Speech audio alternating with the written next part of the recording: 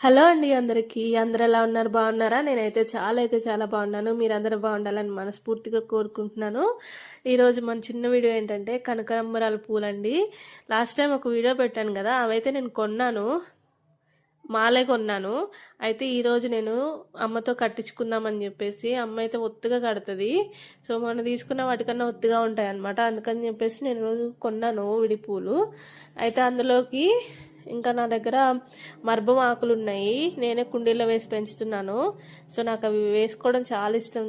పూలు అది కనకాంబరాల మాలైనా సరే ఆ మాల ఎంత వాసన వస్తుందంటే అంత సువాసన వస్తుంది. నాకైతే చాలా ఇష్టము.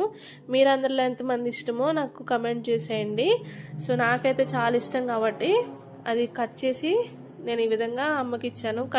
అమ్మ మంచిగా పూలు కట్టించేసి ఇచ్చారు నాకు. అయితే ఆ మర్బం వారానికి ఒకసారి కట్ చేసినా కూడా మంచిగా పెరుగుతుందండి. చాలా అంటే చాలా బాగా పెరుగుతుంది. మనము దానికి తగ్గట్టు వాటర్ అదంతా ఇస్తూ ఉంటే చాలా బాగా పెరుగుతుంది.